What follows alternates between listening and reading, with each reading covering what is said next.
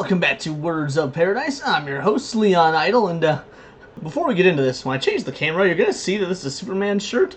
That was unplanned, but it works out awesome because, well, today's story is going to be about Superman. Specifically, my favorite iteration of Superman, at least live-action style. While Henry Cavill is my favorite Superman story is this Smallville. This show was great. It was arguably the thing that got me into Superman. I'm a big Superman fan. He is probably my favorite DC character. I know it's such an easy pick or basic pick. You know, it's Superman or Batman. I like the two basic bitch picks. But yeah, I love Superman, and I frankly way more than Batman. Can't stand Batman at all. I know. Unsubscribe or whatever. But I loved this show, and there's an article about it that I found the title interesting and maybe want to go over because I wonder if it's for the reasons that I think it is. Smallville creators grateful they're not making the show now. Well, to be fair, they can't make the show now considering one of the stars is in prison as being part of a sex cult, so, you know. The showrunners of Smallville are grateful that they made the show when the comic book properties were not so rigidly run by committee. Yeah? Alright, that's a good way to start things off. Well, let's take a look here. Completely unrelated, but in his prime, Tom Wellington, if I had to cast a live-action Goku, man, it would have been him. Smallville showrunners Miles Millar and Al Gough opened up to Hollywood Reporter about their hit Netflix series Wednesday. No way. The guy, to be fair, Wednesday was pretty good, so it makes sense that the guys behind Smallville did Wednesday. Nice. And how the show reminds them of their time on Smallville came up. The pair talked about the similarities and differences between the two shows, and the periods they're made in. Both creators said the timing of the show's release just after 9/11 contributed to its success. Working with a significant property like Superman was different when Smallville was produced. These properties can be tightly controlled, but in the early 2000s, Millar and Gough had creative freedom within the WB, with Gough adding, "I feel like we were very, very fortunate to do the show when we did, because we get to make the show we wanted to make, and frankly, there was no committee sitting over us telling us what we could or couldn't do." Millar added how much the show could take liberties with the story by changing details or adding non-canon details. Now, this sounds blasphemous out the gate, at least by today's standards, because, yeah, changing and altering source material is a big no-no. But I think the reason it's a big no-no now is because what those changes to the source material are used for. They're used for propaganda and spreading messages and agendas as opposed to service the story. Like, let's take a look at the Witcher Blood Origin. Everything that they're doing in terms of changing the story, adding lore, not sticking to source material, creating entirely new canon, they're not doing it to service the story of The Witcher. They're doing it so that they can use the name of the show, The Witcher, and just use this prequel origin story as a way to push their messages and their agendas and put those first, as opposed to putting storytelling first. I don't really think there's a problem with changing source material and changing canon within reason if it's being told to better tell a story. Especially when you look at something like The Lord of the Rings, the Peter Jackson films, which did actually alter several things from the books, in fact, completely axing certain characters, but they did it in a way that made it work better as a film. I mean, The Two Towers is a completely different book than the movie in terms of structure, and the movie couldn't be made like that, or else you'd effectively have two completely separate movies. An entire half of a movie following Aragorn, Legolas, and Gimli, and then the second half following Sam and Frodo. For the movie, to intersplice them and cut back and forth, rather than just have them completely separate stories, it clearly works better for a storytelling device. So, yeah, all in all, this sentence seems blasphemous on the surface, but I think context and knowing how modern Hollywood works plays a role in that. Not only was Smallville made at the perfect moment for American audiences, but it was also produced during an exciting time for network television. The creators mentioned receiving letters from military fans telling them that the weekly episodes were a highlight of their routine. Yeah, I've actually heard very similar things about certain shows that were on at the time. Post 9/11 was a very, very strange time for American TV, movies, music, the whole nine. I'm barely old enough to remember a lot of that stuff, and I'm around my 30s, and so I was, of course, a child when I was watching Smallville, but again, it was my real introduction to Superman besides cartoons like the Justice League And I remember other things around this time, like, Spider-Man, the Sam Raimi film, had to have an entire scene altered, the transition scene where he truly becomes what we know as Spider-Man because of 9/11. There was just a different atmosphere. If you go back and watch some of those old post 9/11 television shows or movies, there's an aura to them you just can't really replicate. Like, for example, The Lone Gunman, which was the X-Files spinoff. Unfortunately, in a world where most media is intended for streaming and often designed to be binge-watched, this connection between a time slot and the fans of a show has been lost. God, I hate the binge model. I don't know if I've said it before on this channel, but I hate the binge model.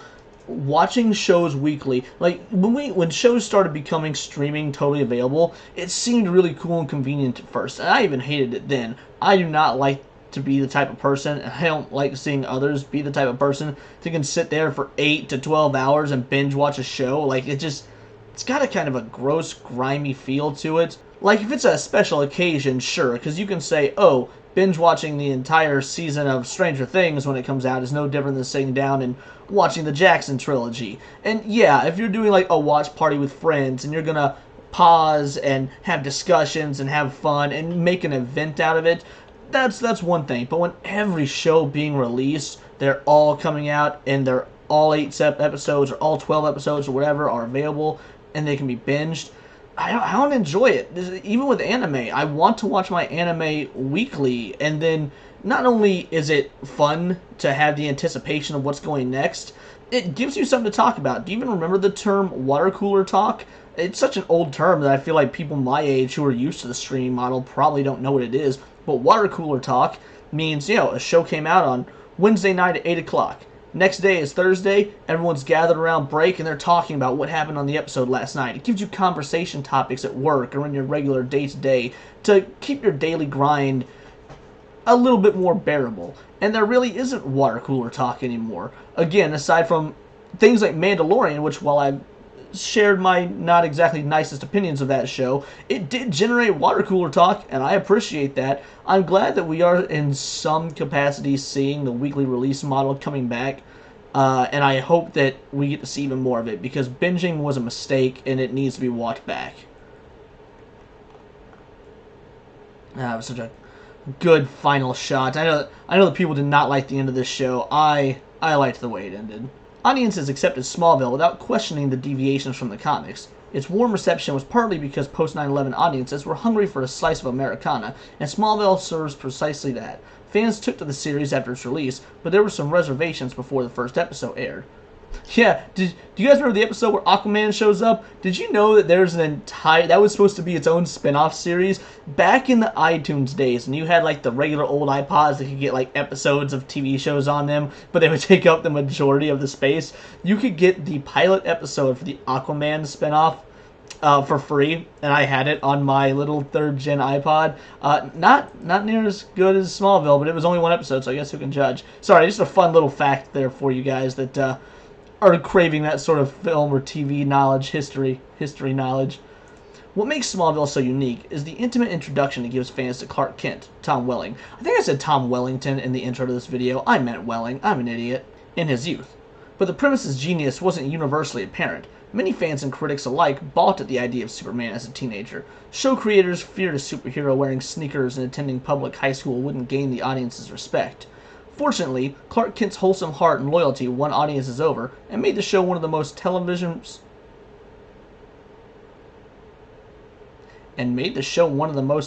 series ever. What? Fortunately, Clark Kent's wholesome heart and loyalty won audiences over and made the show one of the most television series ever. Well, guys, you heard it here first. It was one of the most television series ever. Futurama? No, not television enough. Supernatural? Close, but not television enough. Smallville? Now that's one of the most television series ever. Go and Millar note distinct similarities between the main character of Smallville and Wednesday Addams, played by Jenna Ortega. Both characters are close with and dedicated to their families, but struggle to find a well-defined role in the larger world. Wednesday and Clark are finding themselves and defining who they are in coming-of-age stories. The difference is where Clark is inherently good, Wednesday's morality is flexible. Smallville touched on every theme and genre over his 10 years on the air. One consistent theme was that Clark would always do the right thing. As a result, Wednesday Addams isn't as boxed in, giving the writers more freedom with where their characters can go. Yeah, I mean, at the end of the day, even if you're looking at the source material, they're two vastly different characters. So, if they were to write a version of Clark Kent that was not so boxed in, whose morality was more ambiguous, it wouldn't feel like Superman, and therefore it would be a bad TV show because the character's not right. You can deviate from the source material, as I was saying earlier, in some aspects to expand the story or make a plot better, but certain core aspects of a character should never be deviated from, and they were wise enough to know that when doing this show, when writing Clark the way they wrote him, and that's why it works. At any point in this show, when you watch Tom Welling and his portrayal of Clark Kent, you do see someone who could go on to be Superman.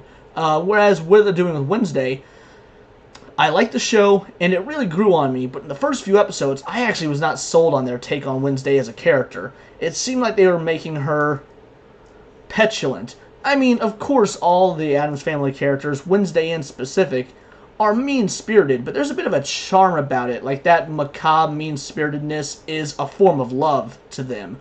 Wednesday didn't have that, both the show and the character, until you get a ways into it. So I'm wondering if maybe, okay, the writers knew what they were doing. They were intentionally making this version of Wednesday as if it was one that we'd never seen before, and they're having her grow into the Wednesday that we all know and love, taking her from a petulant, spoiled brat who thinks she's always right to one that is a bit more relatable, even if it is in a really macabre, off-putting sense. And so, yeah, I don't think Wednesday was a perfect show. I don't think Wednesday is near as good as Smallville. But I do see what I think they were trying to do and are trying to do. And yeah, it's good. I like Wednesday. Definitely not the best show of the year. Maybe not even in my top 5. But maybe in my top 10. I'm happy with what I got out of it, which is that, hey, at least it wasn't super woke trash in 8 out of 10 instances, which is all you can ask for when it comes to Netflix nowadays. Shooting the spooky Netflix series Wednesday is a much different experience than creating Smallville. With more than 20 years behind the two series, the cultural and technological differences alone guarantee that creating the shows are two very different experiences. Smallville can never be made the same way, nor would it be received the same way, something its creators are keenly aware of. Okay, well, that's all for the article, but I do want to touch on something else. Yes, the show couldn't be made today due to studio interference and issues like that, but it also couldn't be made today because the setting and the messages behind it. Clark Kent is from a small town Kansas in the Midwest. Probably not a lot of diversity in a setting like that. If you were to go to, Lawrence, Kansas, Lawrence might be too big. Some podunk town in Kansas that's, got 15, 20,000 people. Guys, it's Kansas. It's the Midwest. You're not going to see a lot of black people. You're not going to see a lot of queer representation in the real world.